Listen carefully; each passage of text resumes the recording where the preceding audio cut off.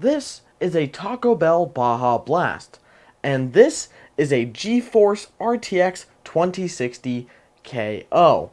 So the KO is actually just in EVGA's branding for the RTX 2060 that they sell for their basically lowest price. The RTX 2060 KO is supposed to come in at approximately $300 US. Although right now, the lowest I have been able to find it from any authorized retailer is $320 US.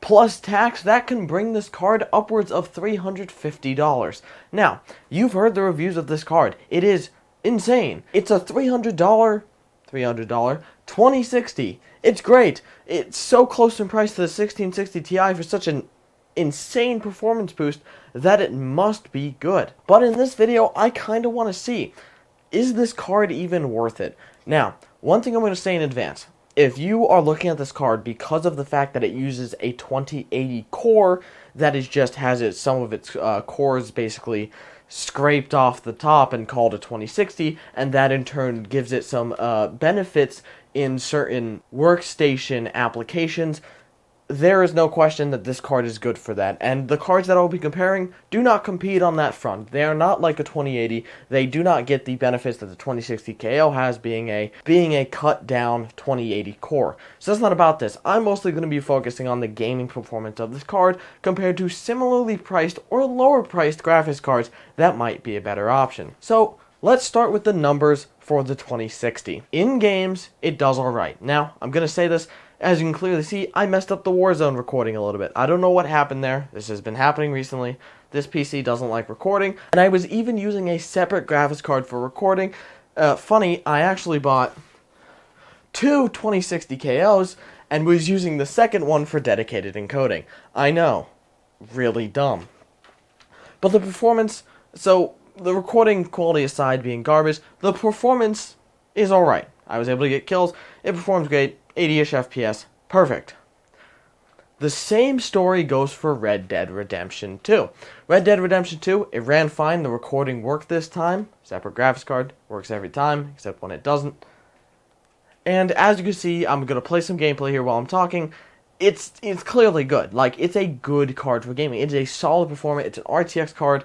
Now, I don't recommend using real-time ray tracing on this card because it'll basically tank your performance, and it's really not worth it. Even in Minecraft, you can reference LTT's video on that for more information.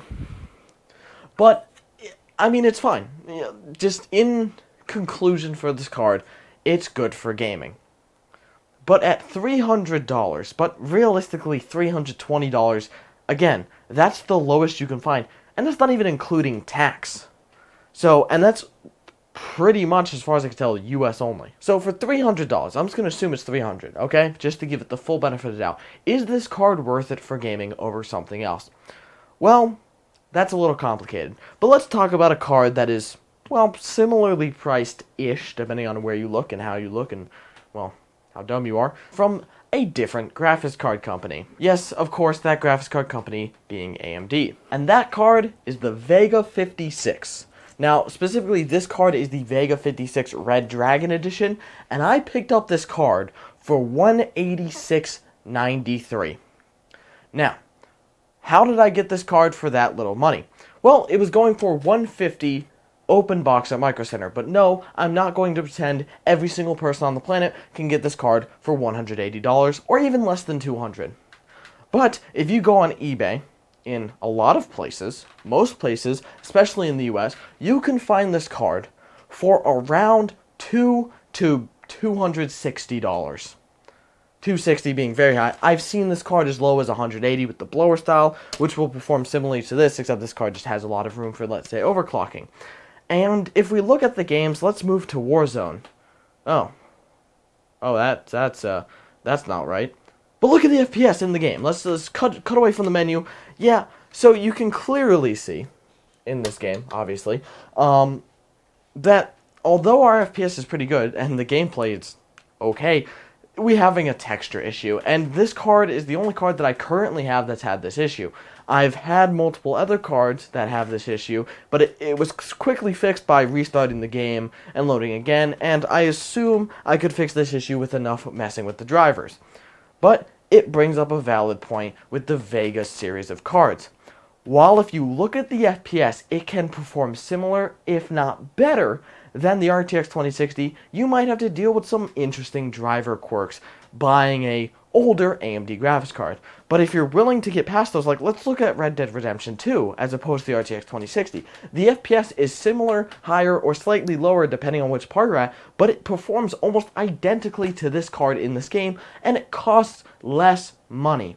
That's the key. You can buy this card on eBay. Yes, I know, you can buy this card used, and you'd have to buy it used, and some people aren't comfortable buying used cards, but come on, you just gotta do it. You can find this card for literally $100 less than an RTX 2060 KO, and in games, it performs almost identically. Now, with that savings, you might be signing off a few of the perks of an RTX 2060, such as NVIDIA's much higher budget for driver development, but trust me, with this card, I've had nothing but a great experience in-game. I even did a whole video benchmarking this card and showing that, yes, this card is frickin' awesome.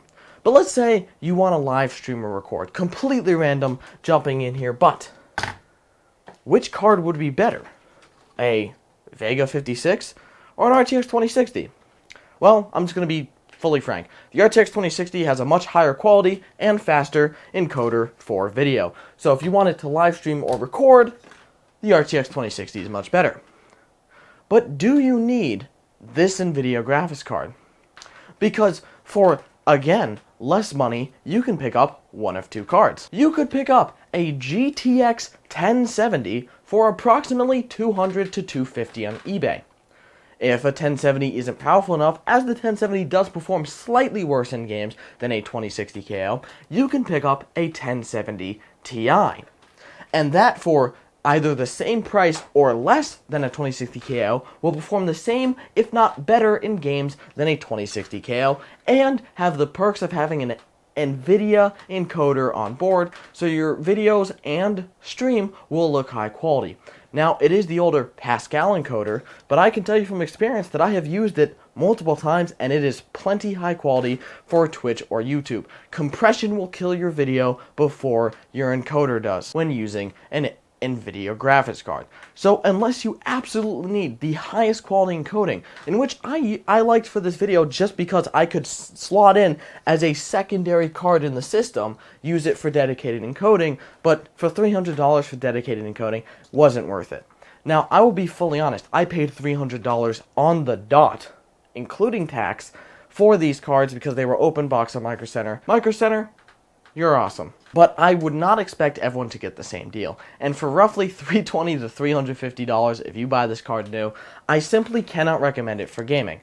Again, this is taking not to take away from the performance that this card clearly has in workstation tasks, which I cannot name right now because I have no idea. I just watched the Gamers Nexus video, which you should definitely watch. It gives you a great idea as to what kind of performance benefits you will get from having a cut down 2080 core inside of this card.